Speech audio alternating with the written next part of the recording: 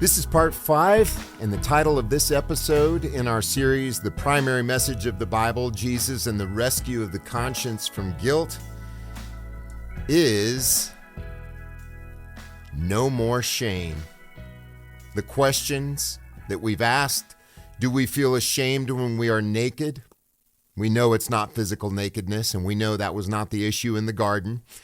No one in their right mind is physically ashamed of being naked in front of God. Makes no sense. After all, God sees everything, right? You don't feel shame in the shower. You don't feel shame under the covers. It makes no sense. And we explored that thoroughly an episode or two ago. Are we dead, naked, and ashamed now? Do we have knowledge of good and evil? Do we have eternal life? Well, we've already answered number 1 and 3. We have the knowledge of good and evil that came through the law. That's what the tree of the knowledge of good and evil is. It represents the law. Do we feel ashamed when we are naked? Obviously not. So we are focusing on this. Are we dead, naked, or ashamed? Let's look at John chapter 3, verses 19 through 20. Are we ashamed? And this is the condemnation, that light has come into the world and men love darkness rather than the light. Again, it's just an issue of contrast from the very beginning. The Bible says God created darkness, he created light. And men love darkness rather than the light. Why? Because their deeds, their good deeds, were evil. This doesn't have to do with moral transgression of the law. This has to do with self-righteousness. For everyone who does evil hates the light and does not come to the light, lest his deeds should be exposed. Wow. What is this talking about? No More Shame, part 1. It's not about shame before God in regard to our physical nakedness. Let's first look at the prophecies of no more shame. The prophecies of no more shame. Psalm 25. Oh my God, I trust in you. Verses 2 and 3. Do not let me be ashamed. This is a messianic prophecy. Let not my enemies triumph over me. Yea, let none who wait on you be ashamed. And that word for wait has to do with loving God. And I ask you to compare where Isaiah says, eye has not seen, nor has ear heard, nor has entered into the heart of man the things which God has prepared for those who wait for him. And Paul translates it this way in 1 Corinthians. Eye has not seen, nor has ear heard, nor has entered into the heart of man the things which God has prepared for those who love him. To wait on him, to trust him, to rely on him is to love him. Let them be ashamed who sin without cause. Now, I always used to wonder, what did this mean? Who sin without cause? I mean, is there a cause for sinning? Who sin without cause. The sinning here is talking about false accusers. Let them be ashamed. They're caught in their own trap, their own words. Matthew 7, Romans 2, verse 1. Let them be ashamed who sin without cause. In other words, they bring an accusation, a false witness. They have no cause. They cannot hold a charge against you. They cannot lay a charge against you. That's what this is talking about. Let them be ashamed who sin, who falsely accuse, sin without cause. They have no accusations. They can't bring a charge against you. Praise the Lord, right? This was messianic. Do not let me be ashamed. Let not my enemies triumph over me. Okay? There's no triumph over you anymore. They cannot use the law against you. Why? Because they've been cast down. The accuser of the brethren has been cast down. That's the snakes, the false teachers. Let not my enemies triumph over me. The Bible says that we always are caused to triumph in Christ Jesus. How do we triumph? By the cross. We triumph when they lay charges against us. Every tongue that shall rise against you in judgment, Isaiah 54, you shall condemn. That's the triumph. How do you condemn? The gospel. The gospel of Jesus. That's how you condemn. It's the gospel that brings condemnation. You say, what? Yes, it does. 2 Corinthians 2. The Bible says we are the savor unto God, the savor of life unto God to those who believe, but we are the savor of death to those who perish. How? By the gospel. He causes us to triumph in Christ Jesus. Same chapter, 2 Corinthians 2. Okay? Psalm 127, another messianic prophecy. This is beautiful, by the way. Verse 3 through 5, Lo, children are the inheritance of the Lord. I believe that this is true physically speaking, but the primary application, the primary significance is children through the gospel. The fruit of the womb is a reward. As arrows in the hand of a mighty man, so are the sons of the young. Blessed is the man who has his quiver full of them. They shall not be ashamed, but they shall speak with the enemies in the gate. Who is that man? Jesus. Behold, I am the what? Children whom God has given me. Blessed is the man whose quiver is full of them. Isn't that wonderful? It's as if Jesus is the mighty man with the bow and arrow. His quiver's full, his children. They triumph in God by the gospel.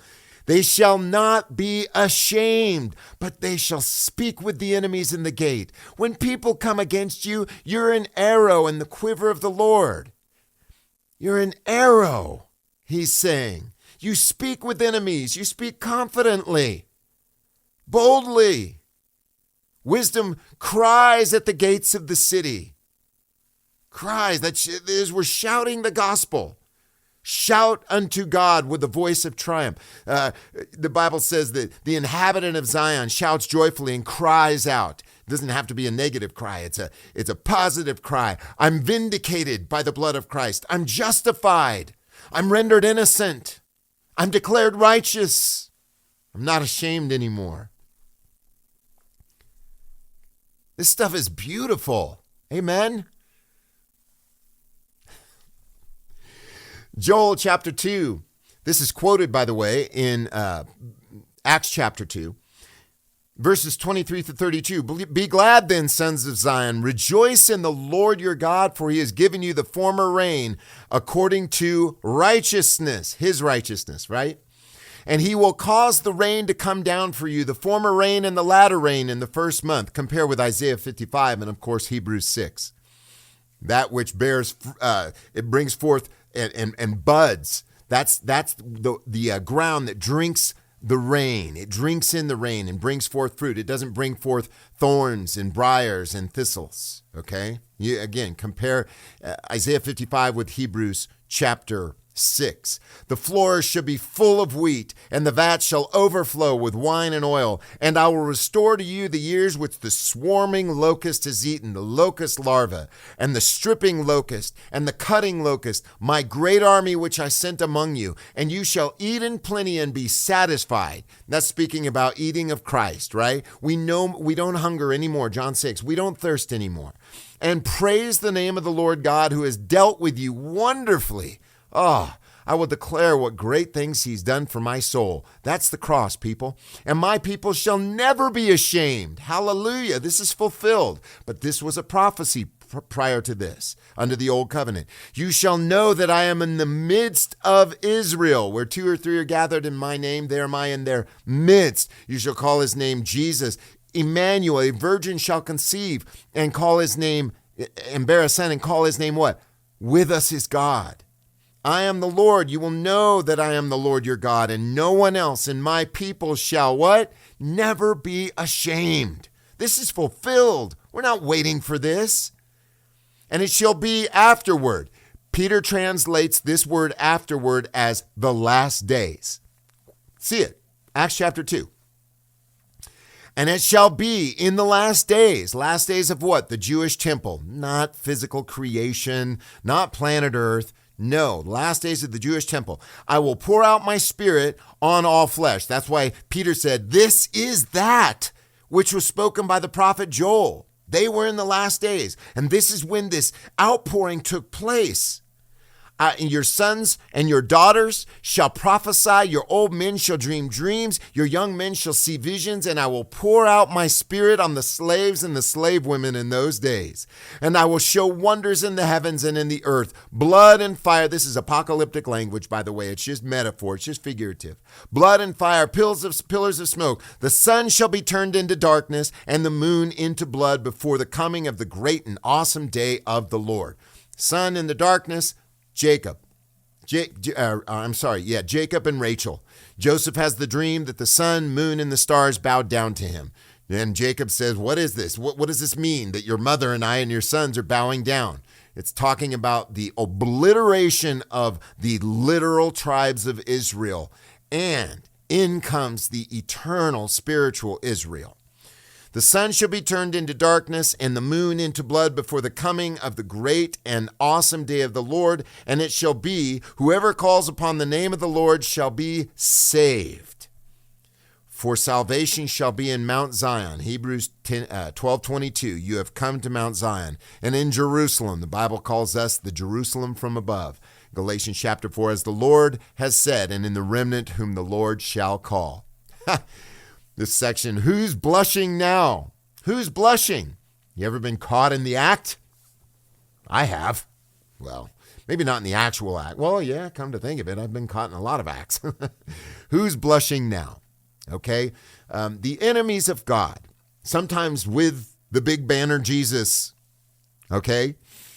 The enemies of God bring accusations against the true children of God, those who have truly trusted only in God's salvation, only in the cross. They try to make us blush, and sometimes you feel like you're blushing. We're not in the kingdom of God. Guess what? We're not blushing anymore. Look at this. Psalm 70, let them be ashamed. Messianic. Let them be ashamed and turn pale. That's fear. But then immediately, what follows fear? Those who seek after my soul. False accusations. Let them be turned backward and blush. Those who desire my hurt with their teeth and their arrows and their bitter words and their false accusations. Let them be turned back for a reward of their shame. Those who say, aha, gotcha. Are we saying that to others? Are we saying that to those who have placed their faith in Jesus, his children, those whom he has redeemed? Isaiah 54. Verse 1 through 5, this is quoted as fulfilled in Galatians chapter 4. Rejoice, O unfruitful one that never bore. Break out in song and shout, you who never travailed. For more are the sons of the desolate than the sons of the married woman, says the Lord. Make the place of your tent larger, and let them stretch out the curtains of your dwellings. Lots of people are coming into this beautiful tabernacle. Do not spare. Lengthen your cords. Strengthen your stakes. For you shall break out on the right hand and on the left, and your seed shall inherit the nations. That's it. The Gentiles were inherited by the seed of the Lord. Isn't that wonderful? Jesus said, the Father said, ask of me to the Son, Psalm 2, and I will give you the nations as your inheritance. And people will inhabit ruined cities. Again, Amos 9 with Acts 15. This is fulfilled. Acts 15 says that Amos 9 in the same content is fulfilled. Do not fear, for you shall not be ashamed, neither shall you blush. Hallelujah. That's what the cross does. That's what the cross does. For you shall not be put to shame. You shall forget the shame of your youth. You shall not remember the reproach of your widowhood anymore. What does God say? Their sins and their iniquities I will remember no more. Because he remembers them not, we don't remember them. The Lord of hosts is his name, and your Redeemer is the Holy One of Israel, the God of the whole earth, shall he be called. Please subscribe and make sure you join us for our next episode. Part 6. The fulfillment of no more shame. Subscribe in CMI Live and support us. Patreon.com/InCMI Live. Thank you so much for joining us. This next one, I know you were blessed with this one, but I know you will be more blessed in this next one as we see the fulfillment of no more shame. God's richest blessings.